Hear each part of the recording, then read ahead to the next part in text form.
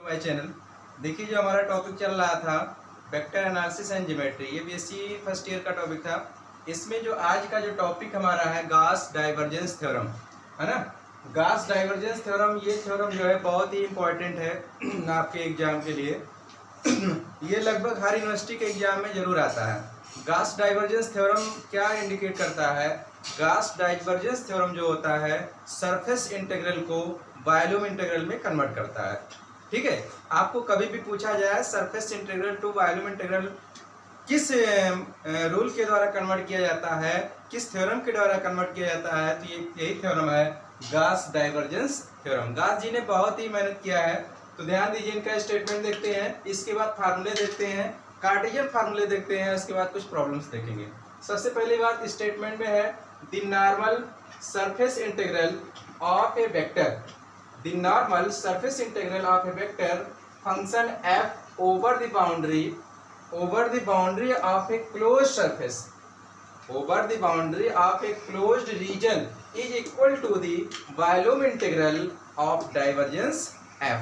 Divergence f taken throughout the region, मतलब कि जो आपका डाइवर्जेंस थ्योरम दिया है, देखिए आगे बात करते हैं।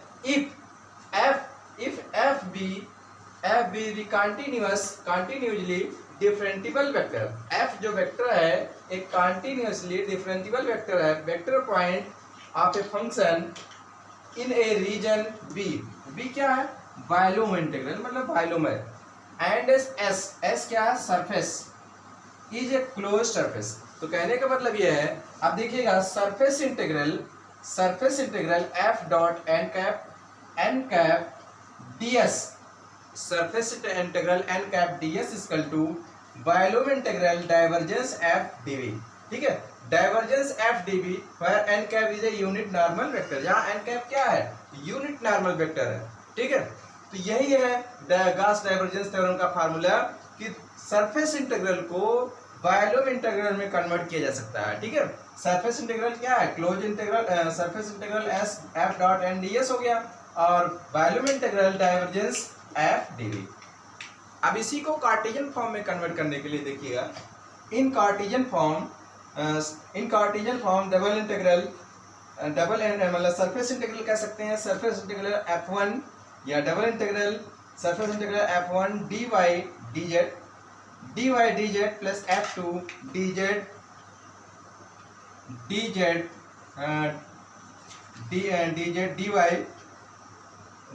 dx हो जाएगा, dz dx और f3 dx dy।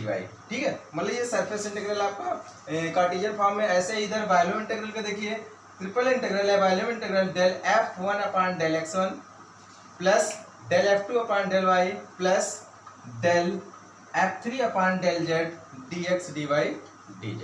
ठीक है, ये कार्टेशियन फॉर्म है या वेक्टर फॉर्म है। अब इसी पे आइए प्रॉब्लम्स लेते हैं, प्रॉब्लम्स के द्वारा हम इसको डिफाइन करेंगे। आइए ध्यान देते हैं ना। देखिए यहां तक हमारा 4 पाई आ गया। देखिए हमें प्रूव करना है ना, वेरीफाई कह रहा है कि verify the divergence theorem of R x equal to 4 f equal to xi minus yj plus zk plus z square minus 1 whole k, है ना, k cap, then the over the region bounded x square plus y square equal to 4 z equal to 0 z equal to 1। तो ये जो question दिया आपको verify करना है क्या? गॉस डाइवर्जेंस थ्योरम वेरीफाई करना। अभी हमने जो निकाला है ये जो है वॉल्यूम इंटीग्रल निकाले, मतलब इधर की जो वैल्यू थी हमारा क्या था? हमने लिया था रियल में, इसको तो हम काट दें, इसको प्रेजेंट टाइम में हमने निकाला था आपको वॉल्यूम इंटीग्रल या triple volume integral divergence f dv, हमने इसी की वैल्यू निकाली है। ये जो हमारा आया है exact volume integral divergence f dv, ये वैल्यू हमारी आ चुकी है। अब हमें क्या करना है? अब हमें निकालना है कि surface integral f dot n cap ds, इसकी वैल्यू जो है वो भी अगर 4 पाई आ जाए तब दोनों इक्वल हो जाएगा और दोनों वेरीफाई हो जाएगा। तो अभी हमने क्या निकाला, वॉल्यूम इंटीग्रल 4 पाई लाया है। अब surface integral F dot N के लिए बात करेंगे और देखते हैं सरफेस इंटीग्रल कैसे निकलता है ना। सरफेस इंटीग्रल निकालने के लिए देखिए कंडीशन दिया है x square y square equal to 4 z square 0 और जेड इक्वल टू 1। तो इसका मतलब क्या है, ये जो दिया हुआ है ये एक सिलेंडर दिया है। क्या दिया है, सिलेंडर का मतलब कंडीशन दिया है z equal to 0 z equal to 1 और ये सर्किल का इक्वेशन दिया है। तो आइए ध्यान देते हैं, इसका बनाते हैं, सिलेंडर बनाते हैं, उसके बाद हम सरफेस इंटीग्रल सॉल्व करते हैं। ध्यान दीजिएगा ना। देखिए अब हमें देखिए सरफेस इंटीग्रल को निकालने के लिए क्या करते हैं, हमने फिगर बना लिया x axis y axis z axis, x axis y axis z axis. अब देखिए दिया था x square plus y square equal to 4 है ना, x square plus y square equal to 4 और z equal to 0 to z equal to 1। देखिए Z axis पे 0 से 1 हो गया और जो है सर्किल का जो ये दिया है एक्स स्क्वायर वाई स्क्वायर है एक्स वाई प्लेन के लिए। किस प्लेन के लिए, एक्स वाई प्लेन के लिए। एक्स वाई प्लेन हमारा ये नीचे है, इसी का सर्किल का इक्वेशन आपको दिया हुआ था x square plus y square equal to 4। ठीक है, अब ध्यान दीजिए इसमें जो सिलेंडर जो बना है, सिलेंडर में 3 सरफेस होते हैं। आपको पता है सिलेंडर में कितने सरफेस होते हैं, 3 सरफेस होते हैं। 3 सरफेस सिलेंडर के कैसे होते हैं वो ध्यान दीजिएगा आप कि 3 सरफेस सिलेंडर के, देखिए आपको सिलेंडर दिख रहा है, तो ये सिलेंडर जो है एक ऊपर है एक नीचे एक कर्व सरफेस है। ठीक है, तो सिलेंडर के 3 सरफेस हैं 1 2 और 3 सरफेस है सिलेंडर के। इसके लिए ऐसे ही यहाँ पे देखिए एक सरफेस नीचे की ओर आपका दिया है S1 और एक सरफेस ऊपर है S2 और कर्व सरफेस मतलब इसके चारों ओर का जो सरफेस है वो सरफेस आपका ये दिया हुआ है S3 लिख दिया गया। ठीक है, सिंपल सा समझ में आ गया। S1 S2 S3 3 सरफेस है। अब 3 सरफेस, तीनों सरफेस का हम एरिया निकालेंगे, तीनों सरफेस के एरिया निकाल करके ऐड कर देंगे। अगर हमारा वही 4 पाई आया जो वॉल्यूम इंटीग्रल का आया था, अगर दोनों इक्वल हो जाते हैं तभी वेरीफाई होगा, अन्यथा वेरीफाई नहीं होगा। बात ये उठती है कि तीनों सरफेस को निकाला कैसे जाए, अलग अलग कैसे निकाला जाए। आइए ध्यान देते हैं। सरफेस निकालने के लिए क्या करते हैं, सबसे पहली बात तो ये है सरफेस इंटीग्रल लिख लिया हमने।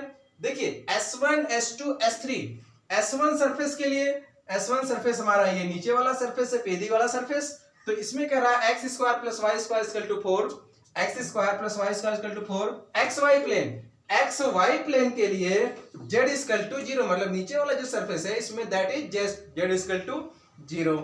फिर आते हैं S2 सरफेस के लिए। S2 सरफेस क्या, ऊपर के सरफेस के लिए, ऊपर के सरफेस के लिए ऊपर वाला जो सरफेस है सेम एक्स वाई प्लेन जो नीचे वाला सरफेस है इसी के सेम पैरेलल है, सेम इसी के पैरेलल है। कहने का मतलब अगर एक्स वाई प्लेन ये भी हुआ तो ये भी एक्स वाई प्लेन मान लिया जाएगा। तो वही चीज लिखा गया है S2 x square plus y square equal to 4 parallel to x y plane that is z equal to 1। क्योंकि यहां से लेके यहां तक की डिस्टेंस जो है ये हाइट कह सकते हैं सिलेंडर का, जेड इक्वल टू 1 हो गया। चलिए अब इसके बाद S3 सरफेस के, S3 सरफेस क्या हमारा है, S3 सरफेस ये कर्व सरफेस है। सिलेंडर का जो कर्व सरफेस एरिया है वो सर S3 है। तो लिखा गया S3 कर्व सरफेस ऑफ क्या, सर्किल का इक्वेशन है x square plus y square plus equal to 4।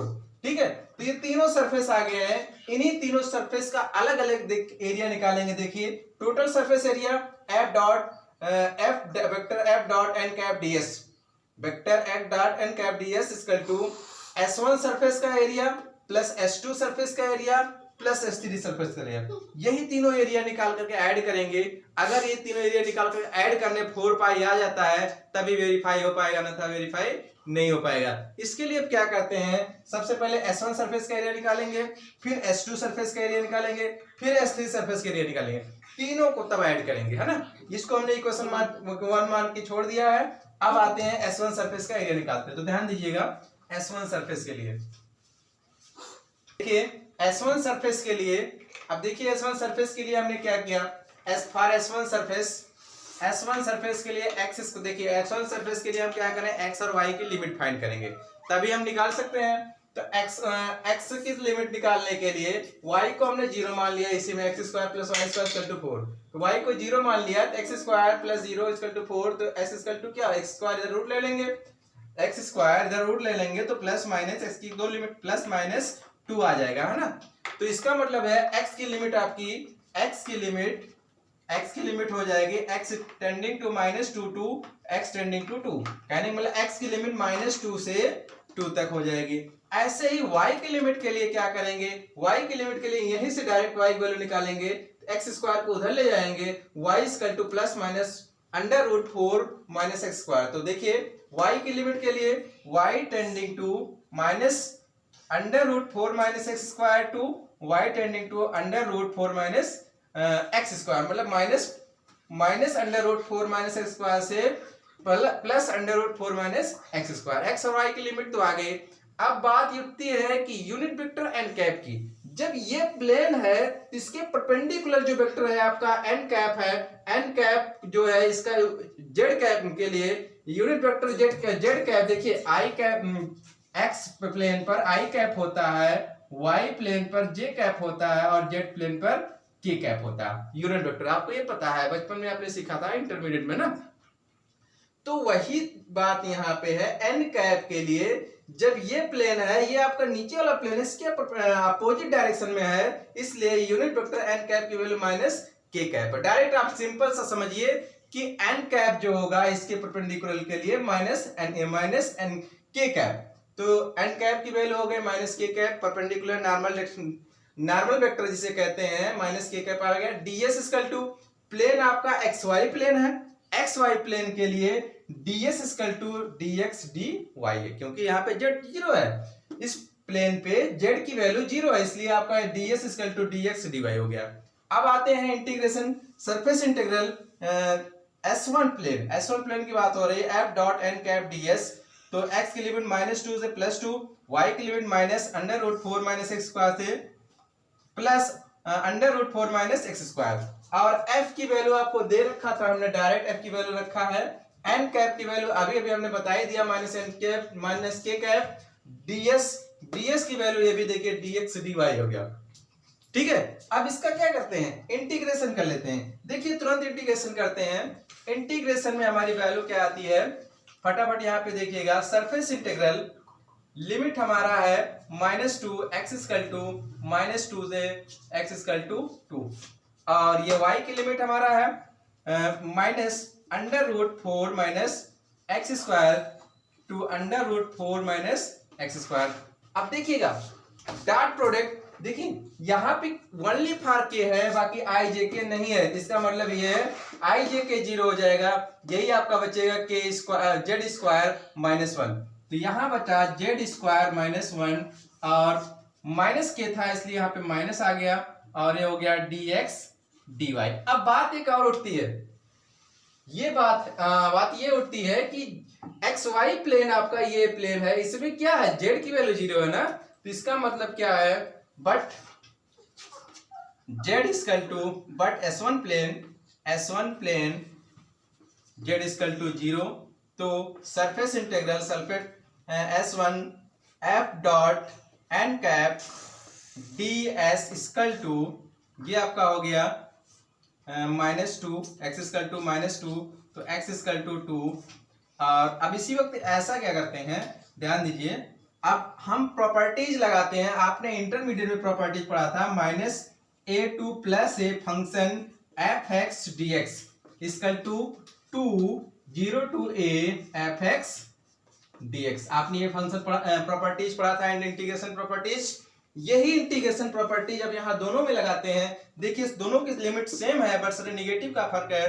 तो इसके द्वारा आपका 2 आ गया और इसके द्वारा भी आपको 2 आ जाएगा। अब क्या यहाँ पे लिमिट हो जाएगी 0 to 2, और ये यहाँ किसी को लिख देते हैं integration x equal to 0 to x equal to 2, और इसका हो जाएगा 0 to y इक्वल टू, मतलब y equal to 0 to y equal to √4 minus x square.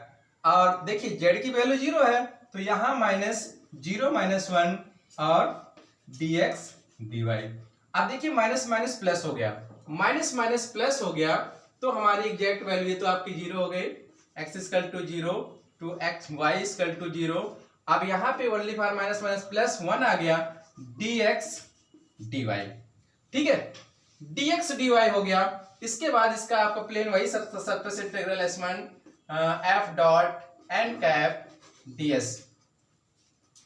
अब भैया हो ये इसको हम y के रिस्पेक्ट में इंटीग्रेशन करते हैं सबसे पहले। तो लिमिट 0, x की लिमिट आपका हो गया x = 0 to x = 2 और y की लिमिट इसको मतलब y के रिस्पेक्ट में इंटीग्रेशन करते हैं तो क्या हो जाएगा 1 का इंटीग्रेशन y हो जाएगा और लिमिट आपका दिया है y का 0 to √4 - x² dx। Limit apply कर दीजिए, क्या हो जाएगा 0 to 2x की लिमिट बचेगी, अपर लिमिट माइनस लोअर लिमिट, तो जेट हो जाएगा 4 - x², 4 - x² - 0 dx। फिर भैया ध्यान दीजिए, अब ध्यान दीजिएगा ये आपका हो गया इंटीग्रेशन डायरेक्ट आ जाएगा 0 to x = 0 to x = 2 x = 2 √4 - x² dx। आपने इंटरमीडिएट में ये भी फार्मूला पढ़ा था, integration a² - x² dx = x √a² - x² 2 यहाँ है और plus a² sin inverse x/2। ये फार्मूला आपने x/a है, ठीक है, ये फार्मूला आपने पढ़ा था, यही फार्मूला डायरेक्ट अप्लाई करते हैं यहाँ पे। तो यहाँ पे क्या हो जाएगा x/2 √4 - x² प्लस a² मतलब 2 का स्क्वायर 4 हो जाएगा /2 sin इनवर्स x/2। लिमिट आपका है 0 to 2। भैया फार्मूला रेस कर देते हैं ना। अब देखिए लिमिट अप्लाई कर देते हैं, अपर लिमिट माइनस लोअर लिमिट। ध्यान दीजिएगा, अपर लिमिट देखते हैं, ये 2 यहाँ रखेंगे तो ये देखिए 0 हो जाएगा, यहाँ 4² हो जाएगा, 4 में से 4 करेंगे तो 0 ही हो जाएगा, तो 0 प्लस हाँ यहाँ लिमिट अप्लाई करेंगे अपर लिमिट तो ये काट जाएगा 2 हो जाएगा और लास्ट आगे हमारा क्या चल रहा था, आगे हमारा 4 चल रहा भैया, 4 इसको मत भूलिएगा, है ना। तो ये कट गया, यहाँ पर 2 हो गया। अब देखिए साइन इनवर्स अपर लिमिट यहाँ रखेंगे साइन इनवर्स 2/2 और लोअर लिमिट के लिए रखेंगे तो लोअर यहाँ आपका 0 है तो ये पूरा 0 और यहाँ भी 0 रखेंगे तो ये भी पूरा 0 हो गया। डायरेक्ट हमने लिखा भैया, ये 2 कट जाएगा, 4 बाहर है और यहाँ पे 2 साइन इनवर्स, ये 2 कट गया, साइन इनवर्स 1 की वैल्यू होती है π/2। आप बीएससी सेकंड ईयर में है तो इतना आपको पता होगा, साइन इनवर्स 1 की वैल्यू π/2 होती है। ये 2 से 2 कट जाएगा तो आपका एग्जैक्ट आ जाएगा 4π। S1 सरफेस का एरिया हमारा कितना आ गया, S1 सरफेस का एरिया 4π आ गया। ऐसे हम S2 सरफेस का एरिया निकाले, फिर S3। आइए S2 सरफेस के लिए S2 सरफेस का एरिया निकालते हैं। S2 सरफेस के लिए क्या करते हैं, S2 सरफेस के लिए लिमिट आपका x y z की वही लिमिट है। हाँ बात S2 सरफेस के पहले यहाँ देख लेते हैं, S1 ये S2 ये है। S2 सरफेस जो है S1 का सेम वही है, देखिए पैरेलल है, जो इसका है इसके S1 के सेम पैरेलल है, इसलिए सेम जो है S1 का सरफेस का है वही S2 सरफेस का भी एरिया आएगा। फर्क इतना है कि यहाँ पे z = 0 रखा गया था, यहाँ z = 1 हो जाएगा, ठीक है। वही चीज है, देखिए x1 लिमिट के लिए, x लिमिट के लिए x टेंडिंग टू -2 से +2, y लिमिट के लिए y tending to -√4 - x² to y tending to √4 + 4 - x², minus से है ना, वही लिमिट है, आपका यहाँ माइनस लगा दिया गया। ds = dx dy n cap देखिएगा इसके परपेंडिकुलर ये है तो ये इसके पैरेलल भी है, तो इसके परपेंडिकुलर आपका n कैप आ रहा है, इसका मतलब n कैप की वैल्यू क्या हो जाएगी k कैप, मतलब उसी के मतलब जिस सरफेस पे बात कर रहे हैं, जिस डायरेक्शन में बात कर रहे हैं उस डायरेक्शन में आपका क्या है k कैप ही, इसलिए आपको n cap = k cap unit vector हो गया। z = आपका 1 हो गया xy प्लेन, इस प्लेन के लिए। तो अब हम डायरेक्ट करते हैं सरफेस इंटीग्रल S2 सरफेस निकाले f.n कैप ds, लिमिट वही है -2 से x की लिमिट -2 से +2, y की लिमिट -√4 - x² से 4 - x², और f की वैल्यू जो आपकी ये दी थी ला करके यहाँ f के स्थान पर रखा गया, n की वैल्यू देखिए हमने यहाँ निकाला था, ये ला कर रख दिया, ds की वैल्यू आपका यहाँ पे dx dy, ठीक है भैया। उसके बाद क्या करते हैं, अब डॉट प्रोडक्ट लेते हैं तो ये के डॉट के बचेगा 1, बाकी आई जे के है ही नहीं यहाँ पे, इसलिए 0 हो जाएंगे। तो आपका के डॉट 1 तो आपका के डॉट के 1 हो गया, तो बचा z square minus 1 dx dy। But z square z equal to क्या है 1 है इस प्लेन के लिए, तो जेड की वैल्यू यहाँ 1 लग दिया, 1 माइनस 1 0 हो जाएगा। देखिए 1 माइनस 1 लिख दिया गया, लिमिट आपकी, हाँ यहाँ प्रॉपर्टी लगा दिए हैं, ये -2 से +2 में प्रॉपर्टी लगा दिए ये इसमें, तो आपका 2 × 2 ये 4 हो गया, और 1 माइनस 1 क्या हो जाएगा 0, इसलिए ये पूरा आपका 0 हो जाएगा। तो इसका मतलब क्या हुआ, S2 प्लेन के लिए S2 सरफेस का एरिया कितना आ गया 0 आ गया। ऐसे ही S3 सरफेस का निकालते हैं। आइए S3 सरफेस का एरिया निकालते हैं, फिर तीनों को ज्वाइन करते हैं। ध्यान दीजिए S3 सरफेस का एरिया, S3 सरफेस का एरिया निकालने के लिए ध्यान दीजिए कैसे सॉल्व करते हैं। S3 सरफेस, देखिए S3 सरफेस के लिए क्या करते हैं, कर्व आपका S3 सरफेस आपका क्या यही है, ये कर्व सरफेस एरिया। तो S3 सरफेस के लिए कर्व x² + y² 4। तो अब कर्व सरफेस एरिया है, इसको निकालने के लिए, इसका यूनिट डायरेक्शन वेक्टर निकालने के लिए क्या करते हैं, सबसे पहले जो दिया हुआ है सरफेस को हमने फाई मान लिया, x² + y² -4 कर लिया, इसको इस साइड करके। अब इसी का हम ग्रेड निकालते हैं, grad phi equal to nabla dot phi. तो नेबुला की वैल्यू ये होती है, फाई की वैल्यू आपका ये दिया था, लाके यहाँ रख दिया। अब इसको इन दोनों में मल्टीप्लाई करते हैं, इसको इसमें मल्टीप्लाई करेंगे dx/dz, मतलब डेल x के रिस्पेक्ट में इसका डिफरेंशिएशन करेंगे, तो आपका x² का हो जाएगा 2x i कैप, और बाकी और सब 0 हो जाएगा, क्योंकि x का पार्शियल डिफरेंशिएशन आपको बहुत अच्छे से बताया है। डेल y के रिस्पेक्ट में करेंगे तो यह होगा 2y j कैप, बाकी z है ही नहीं इसलिए वो 0 हो जाएगा। Grad phi equal to 2x i cap plus 2y j cap, ये हो गया। बट हमें क्या निकालना है, यूनिट वेक्टर निकालना है, जो नॉर्मल वेक्टर जिसे हम कहते हैं। नॉर्मल वेक्टर n कैप निकालने के लिए grad phi upon mod of grad phi, आपको फार्मूला बताया गया था। अगर नहीं आपको आता है, सरफेस इंटीग्रल हमारा लेक्चर नंबर 4 या 3 देख लीजिएगा, लेक्चर नंबर 5 देखिएगा, तो उससे आपको n कैप की वहां पे डिटेल पता हो जाएगा। तो n कैप की वैल्यू देखिए, grad phi upon mod of grad, तो ग्रेड फाई की वैल्यू आपका ये था, मॉड निकालते हैं उसी का, जो ये आपका आई कैप, इसका कोफिशिएंट स्क्वायर कर लेते हैं, जे का कोफिशिएंट स्क्वायर कर लेते हैं, तो ये हो जाएगा 2, इसमें से कॉमन हो गया तो यहाँ आ गया, और इसका इसमें 2 स्क्वायर है, कॉमन करेंगे तो बाहर 2 आएगा, x² y² ये अंदर हो गया। ठीक, अब x² + y² की वैल्यू देखिए आपको यहीं से दिया है 4, तो यहाँ लाके 4 रखेंगे, 4 का रूट 2 हो जाएगा, ये 2 से 2 आपका कैंसिल हो गया। ठीक, तो हमारा यूनिट वेक्टर n कैप की वैल्यू क्या आ गई, n कैप की वैल्यू हमारी आ गई है, n cap equal to, n cap यहाँ हम लिख देते हैं, n cap equal to xi plus yj upon 2। n cap की वैल्यू आ गई। अब सरफेस सरफेस 3 मतलब कि S3 सरफेस का एरिया निकालने के लिए क्या करते हैं, ध्यान दीजिए S3 सरफेस का हमने बता रहे थे कि S3 surface f n cap ds, ये देखिएगा S3 f की जो वैल्यू है, f की वैल्यू जो ये ला करके हमने यहाँ पे पुट कर दिया n कैप। अब देखिए n कैप की वैल्यू अभी आपको निकाला गया था, n कैप, तो ये है xi plus yj cap by 2 ds। ठीक है, इसके बाद क्या है, ये हमने, अब देखिए इसका डॉट प्रोडक्ट लेते हैं, डॉट प्रोडक्ट लेंगे तो देखिए 1/2 आपको बाहर कर दिया, और सरफेस इंटीग्रल अभी हमने इस पे लिमिट नहीं अप्लाई किया, अभी वैसे लिख दिया गया। अब देखिए i डॉट i 1 हो जाएगा, x² हो जाएगा माइनस y, देखिए j डॉट j y² हो गया, ds हो गया, है ना। ये आपका आ गया S3 सरफेस के लिए। अब S3 सरफेस जो हमारा है कर्व सरफेस है, और ये सर्किल भी है, तो इसके लिए ध्यान दीजिएगा, यहाँ लिख दिया since S3 surface is a circle so taking polar form.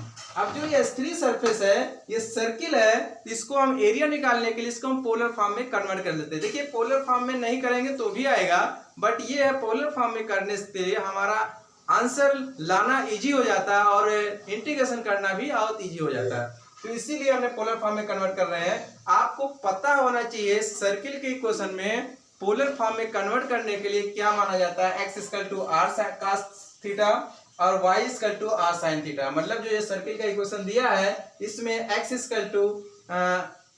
Are cos theta और y equal to r sine theta ला के इसे मानेंगे तो पोलर फॉर्म में माना जाता है। पोलर फॉर्म का इक्वेशन भी कह सकते हैं। तो उसी हिसाब से डी आर डी वाई ये होता है आर डी थीटा और डी आर। आपका मल्टीपल इंटीग्रल जो पढ़ाएंगे वहां से भी आपको पता चल जाएगा। D x d y equal to r d r d theta d r या डी आर डी थीटा। ठीक। और अब लिमिट की बात करेंगे। लिमिट देखिए, इस सर्किल है, सर्किल का रेडियस, ये रेडियस कितना होगा, यहां से यहां तक रेडियस यहीं से निकल रहा है सर्किल। ये सर्किल का इक्वेशन जो दिया है, ये इसका सेंटर क्या है, वर्जिन है, इसलिए इसका सर्किल का रेडियस कितना होगा, 2 होगा। तो वही लिखा गया रेडियस r जो है 0 से 2, मतलब यहां r इक्वल टू 0 था, यहां तक का 2 हो गया। r इक्वल टू 0 से r इक्वल टू 2 हो गया। और इसके बाद थीटा 0 to 2 पाई, मतलब थीटा जो डिग्री बना रहा है 0 डिग्री से लेकर के पूरा एक राउंड लेने में, मतलब यहां से रेडियस ला करके पूरा राउंड लेने में कितना डिग्री बनाता है, 360 बनाता है ना। एक राउंड मतलब किसी भी सर्किल को एक राउंड लेने में 360 डिग्री। तो इसलिए आपको थीटा की वैल्यू 0 to 2 पाई, 2 पाई मतलब 360।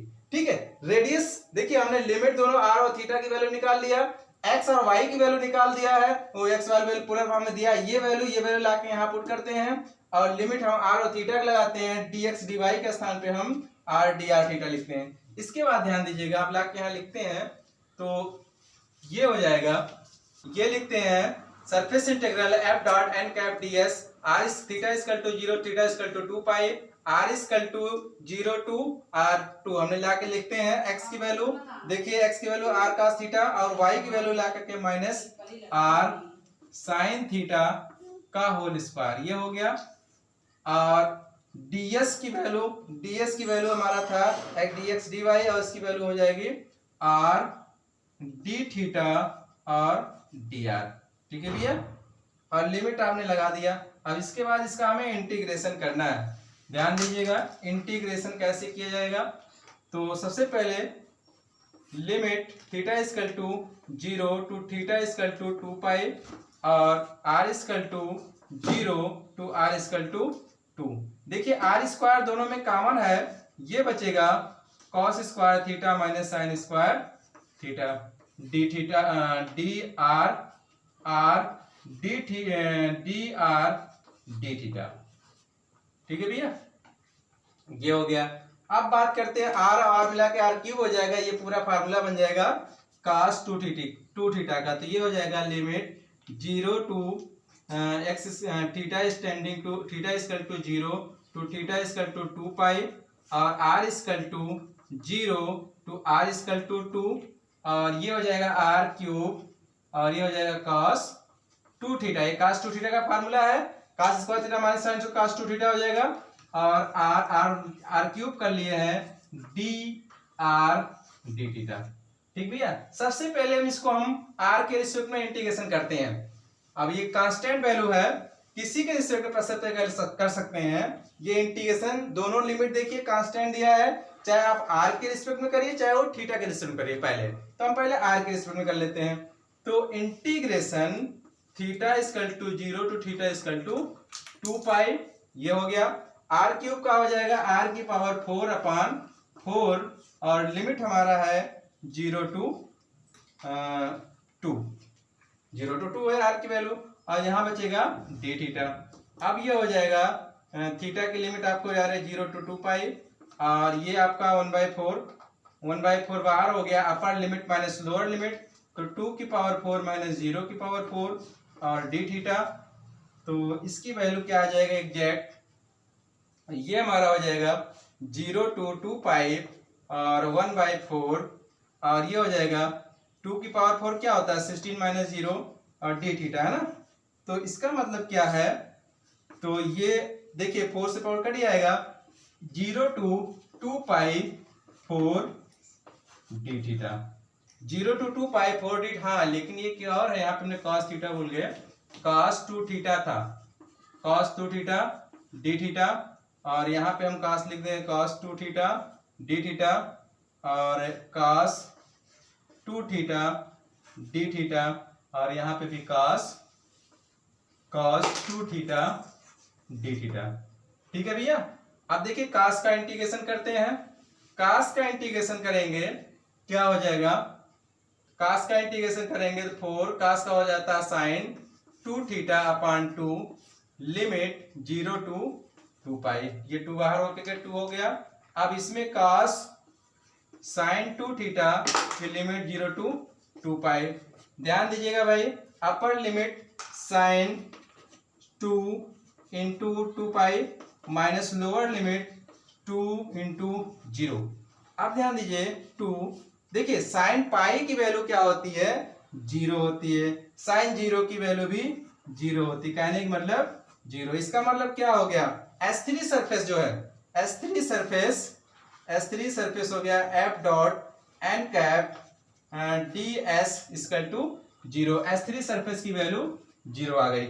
आइए सारी वैल्यू हम लाके इक्वेशन फर्स्ट में पुट। क्वेश्चन नंबर फर्स्ट है, evaluate surface integral f dot n ds where f is equal to 4xzi minus y square j plus yz k cap, है ना, and s is the surface of the cube bounded by x is equal to 0, x is equal to 0, x is equal to 1, y is equal to 0, y is equal to 1, z is equal to 0 and z is equal to 1।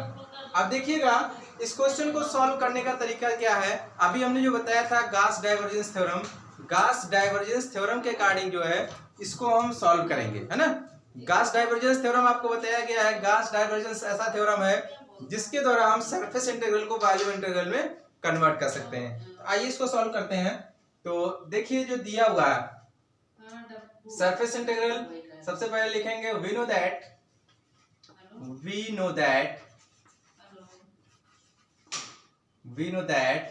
Gauss divergence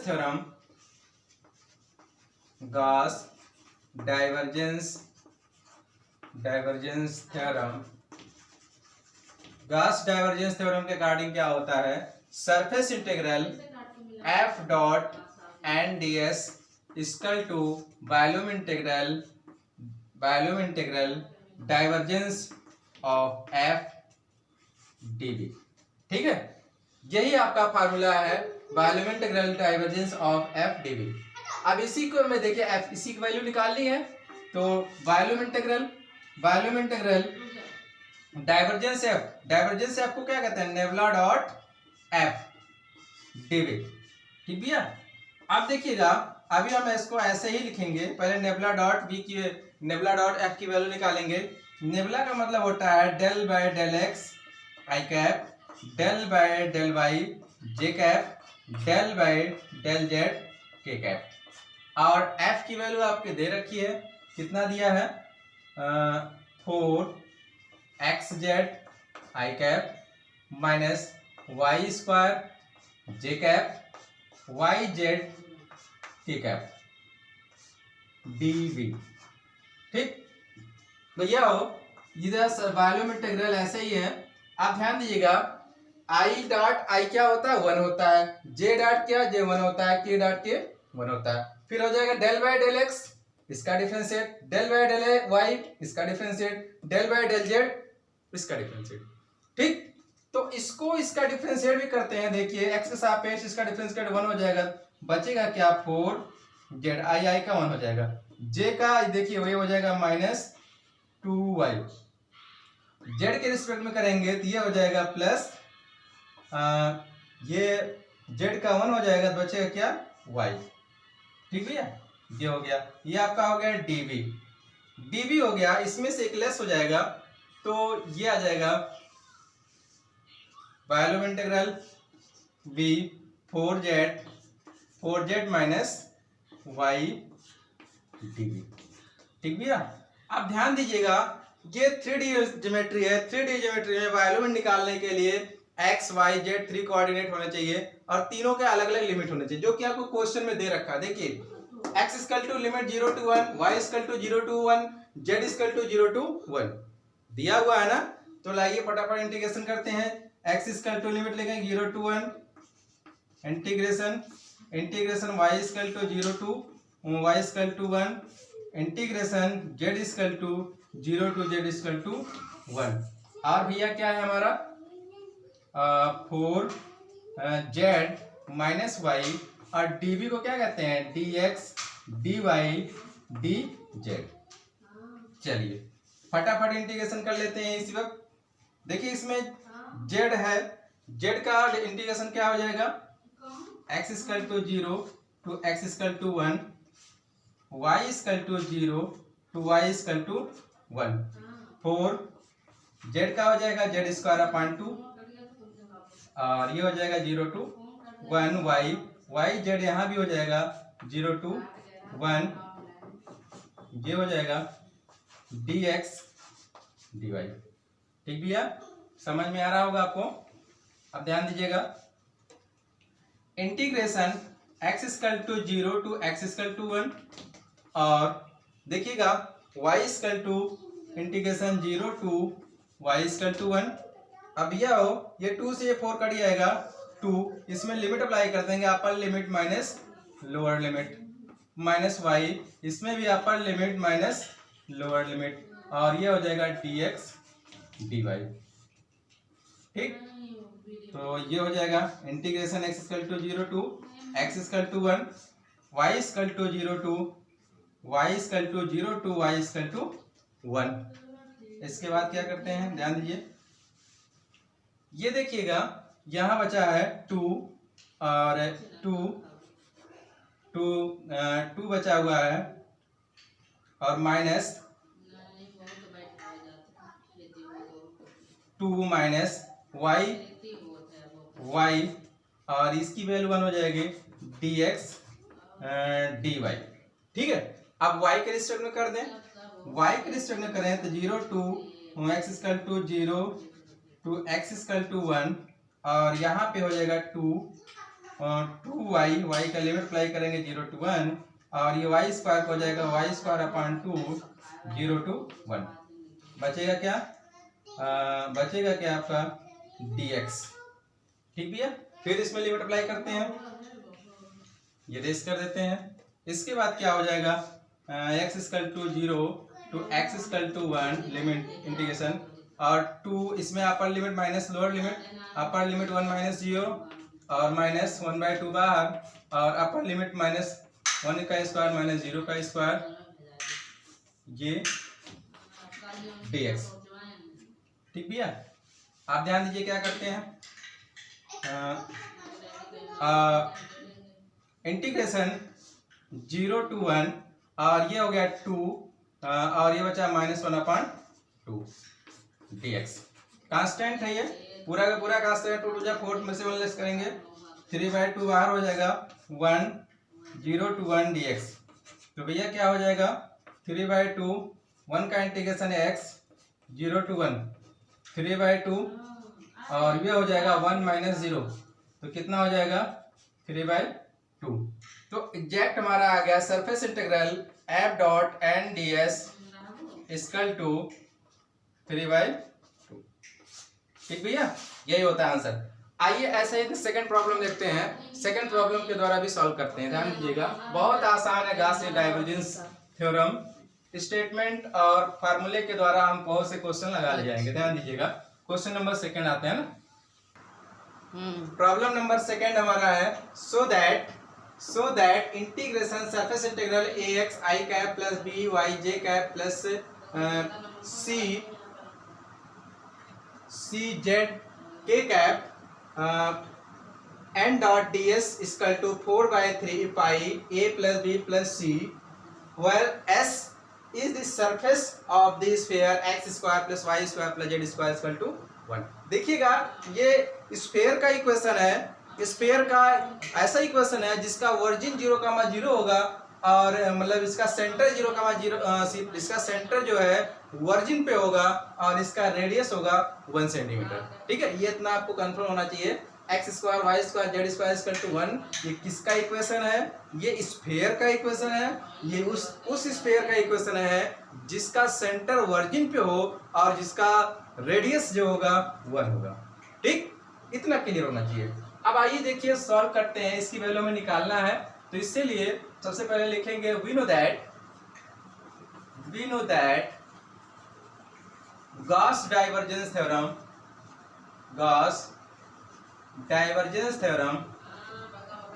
divergence theorem, Gauss divergence theorem क्या कहता है? Surface integral से volume integral में convert करना। तो देखिए surface integral F dot, मतलब पहले फार्मूला लेते हैं, f dot N cap d s equal to volume integral divergence f d v, यही फार्मूला होता है। तो सरफेस इंटीग्रल के बाद हम बात करेंगे तो सरफेस इंटीग्रल एफ की वैल्यू दे रखा है a x i cap b y j cap c z k cap और n d s n cap ही रहेगा। और इधर हो गया वॉल्यूम इंटीग्रल, लेकिन डाइवर्जेंस एफ की बात करते हैं। डाइवर्जेंस का मतलब क्या होता है? नेवलॉग डॉट एफ की वैल्यू आपका यही है, यही डायरेक्ट हम लिख देते हैं। तो ए x plus I cap b y j cap c z k cap D we, ठीक है भैया। अब ध्यान दीजिएगा, इसका हम डॉट प्रोडक्ट लेते हैं और इसके बाद ये हम यही लिखते हैं वॉल्यूम इंटीग्रल। देखिए नेबुला की वैल्यू क्या होती है? Del by del x i cap del by del y j cap del by del z k cap, और इसका हो जाएगा a x i cap b y j cap c z k cap, और ये हो जाएगा डी वी। तो exact हमारा क्या आएगा? Volume integral. देखिएगा आई डॉट आई 1 होगा, जे डॉट जे 1 हो जाएगा, के डॉट के 1 हो जाएगा। होगा क्या बचेगा? अब इसको देखिए, इसके साथ डिफ्रेंसिएशन करते हैं तो क्या हो जाएगा? x के रिस्पेक्ट में x का 1 हो जाएगा तो बचेगा a, y के रिस्पेक्ट में y का करेंगे तो बचेगा यहाँ b, z के रिस्पेक्ट में z के करेंगे बचेगा c, और बचा dv। बाकी सब फिनिश हो गए, ठीक है। आप लोग को इतना आना चाहिए। अब ध्यान दीजिए क्या करते हैं, इसके बाद मेन पॉइंट पे बात करेंगे। अब देखिए एक पूरा कांस्टेंट है, इसको बाहर करेंगे a plus b plus c, इसको बाहर हो गया। वॉल्यूम इंटीग्रल dv 1 dv, समझिए कुछ नहीं है तो 1 dv है। अब बात ये उठती है कि ये स्फीयर है तो स्फीयर के देखिए 1 dv मतलब क्या है? तो इसका मतलब यह है कि स्फीयर है, स्फीयर के वॉल्यूम का फार्मूला क्या होता है? स्फीयर के वॉल्यूम का फार्मूला आपको पता है क्या होता है? आपने 10th क्लास में पढ़ा है 4/3 पाई आर क्यूब, यही तो पढ़ा है ना? 4/3 पाई आर क्यूब, यहाँ आर की वैल्यू क्या है? 1 है, तो यहाँ पे 1 का क्यूब डायरेक्ट लिख दिया हमने, कोई दिक्कत नहीं। ये आपका आंसर आ गया और प्रूफ भी हो गया। मुझे प्रूफ करना था, क्या प्रूफ करना था? 4/3 पाई ए प्लस बी प्लस सी, वही तो आया। देखिए इसको आगे ले आइए, 4/3 पाई, इसका मतलब ही नहीं है कोई ए प्लस बी प्लस सी, प्रूफ। आइए प्रॉब्लम नंबर 3 देखते हैं। प्रॉब्लम नंबर 3 से जो है इसके और भी डाउट जो होंगे वो अच्छे से क्लियर हो जाएंगे, ध्यान दीजिएगा।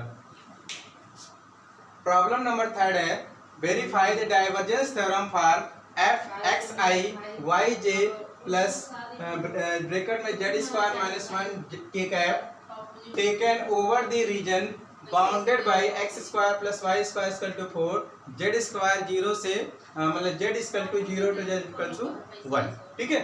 इसके द्वारा हमें क्या निकालना है? डाइवर्जेंस थ्योरम वेरीफाई करना है। वेरीफाई द डाइवर्जेंस थ्योरम, क्या verify the divergence theorem for x i plus y j plus c plus bracket में z square minus 1 k cap taken the over the region bound, मतलब जो भी दिया है इसके द्वारा हमने डाइवर्जेंस थ्योरम फाइंड करना है, वेरीफाई करना। तो इसके लिए ध्यान दीजिए क्या करते हैं। तो सबसे पहले जो आपको लिमिट दिया है, लिमिट आपका सबसे पहले दिया z equal to 0 to z equal to 1, ये तो आपको क्लियर हो गया, जेड इक्वल टू 0 टू 10। अब देखिए एक्स के लिए बात करें तो एक्स के लिए क्या हो जाएगा? एक्स के लिए यहाँ पे जो आपकी इक्वेशन दिया है, इस इक्वेशन में वाई को 0 मान लेंगे तो क्या हो जाएगा? एक्स स्क्वायर इक्वल टू 4 है ना, तो x equal to √4 plus minus है ना, एक्स इक्वल टू क्या हो जाएगा? Plus minus 2। इसका मतलब ये है एक्स की 2 लिमिट होगी, एक -2 हो जाएगी और एक एक्स इक्वल टू +2, ठीक। फिर इसके बाद y की वैल्यू लिमिट निकालने के लिए क्या करते हैं? X square plus y square equal to 4। अब यहाँ से y का वैल्यू निकालते हैं, y square equal to 4 minus x square. Y की वैल्यू निकालते हैं तो plus minus under root 4 minus x square. ठीक भैया। अब ये y की जो वैल्यू है लाके यहाँ देखते हैं, y इक्वल टू क्या हो जाएगा, माइनस 2 कैसे माइनस एक plus minus 4 minus x square to y equal to under root 4 minus x square. ठीक भैया, ये होता है वैल्यू। अब बात करेंगे हम, अब इसका हमें निकालना है Gauss divergence theorem. Gauss divergence theorem we know that Gauss divergence theorem, Gauss divergence theorem,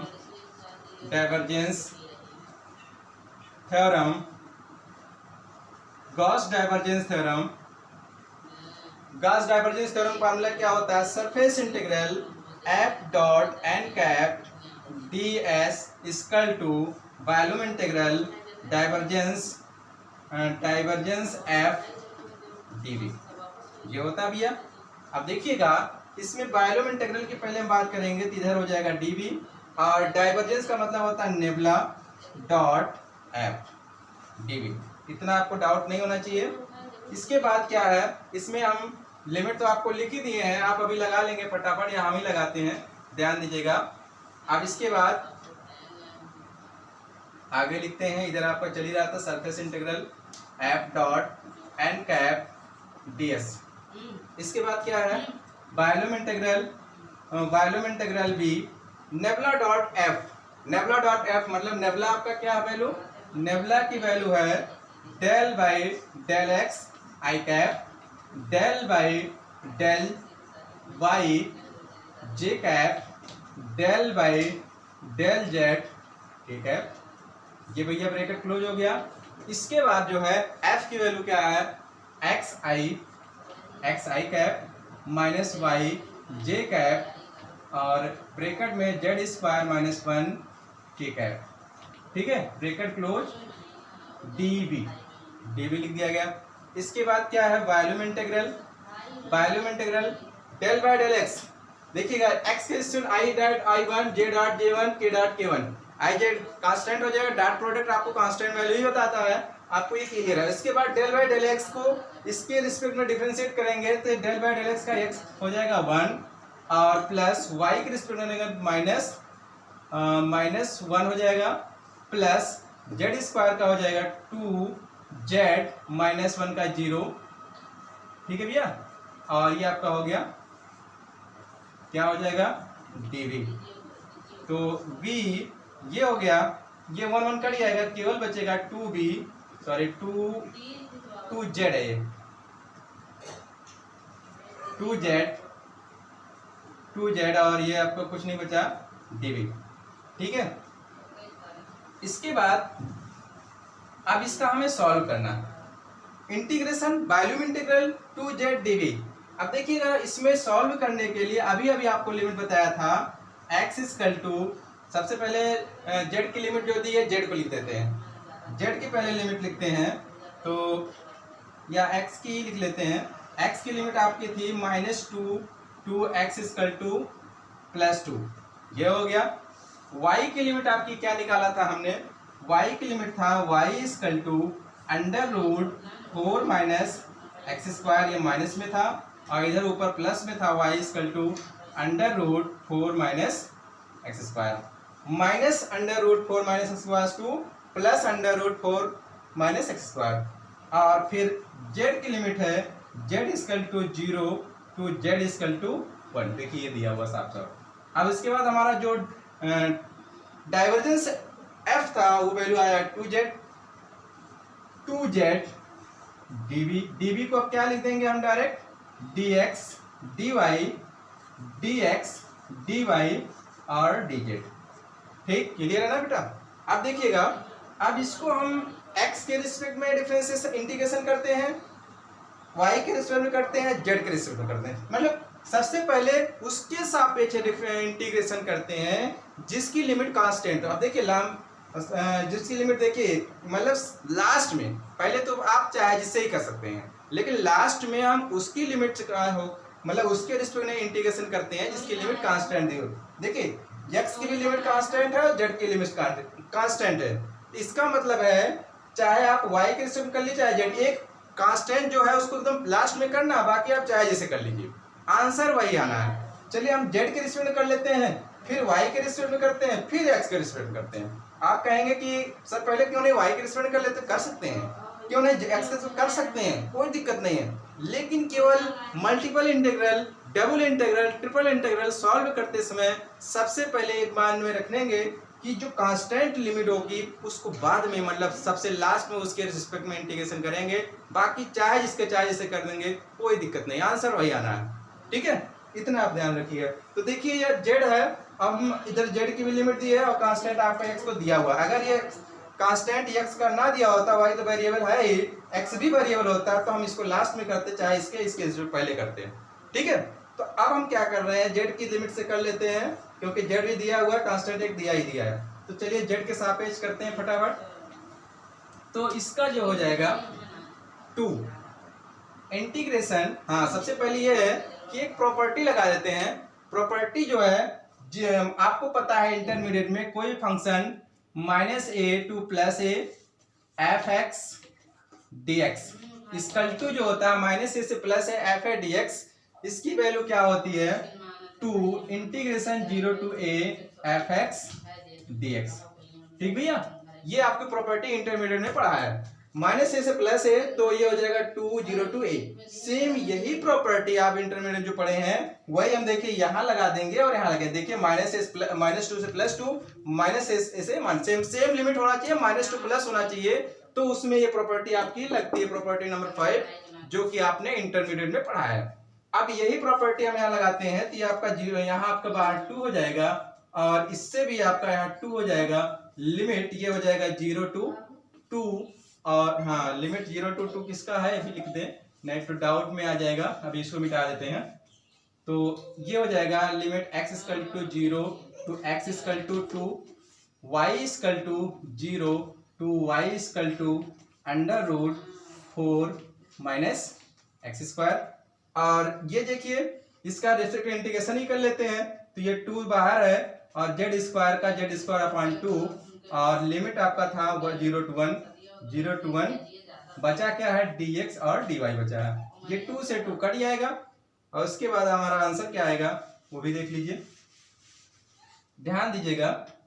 इसके बाद 2 2 जा 4, limit x equal to 0 to x equal to 2 और y equal to 0 to y equal to √4 - x²।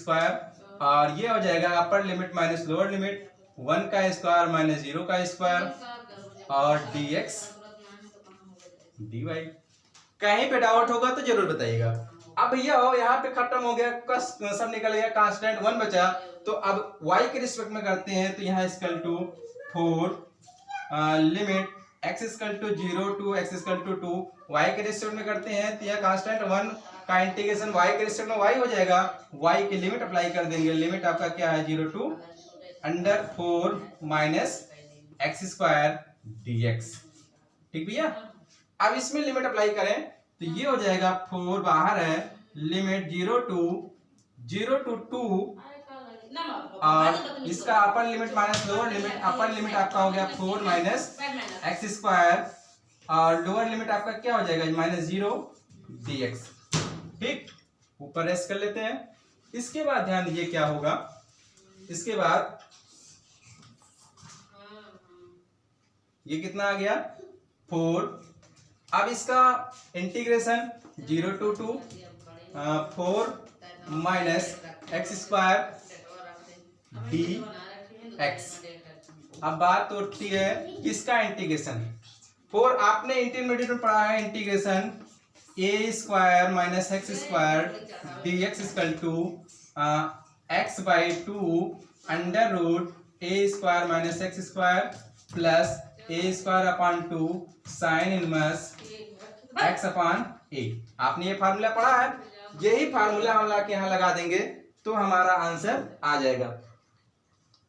देखिएगा अब ये formula यहाँ ला के लगाते हैं तो क्या हो जाएगा, ये हो जाएगा x आपका x by 2 under root a के स्थान पे क्या है भैया, a के स्थान पे आपका है x स्क्वायर माइनस 4, तो यहाँ पे लाके रखेंगे तो ये हो जाएगा 4 minus x square plus a square मतलब 2 का स्क्वायर ये आपका 4 by 2 sine inverse x upon 2।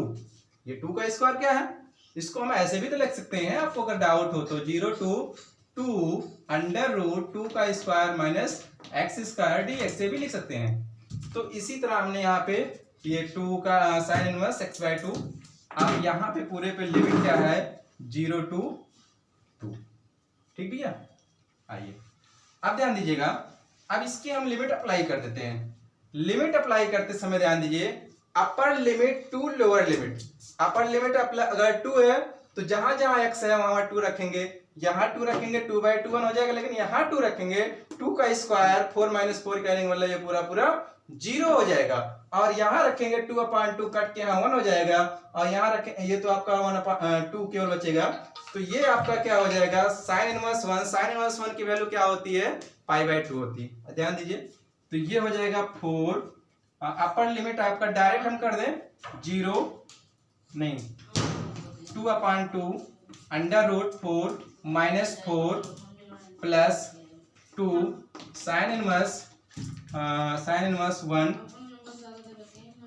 1 minus lower limit रखेंगे।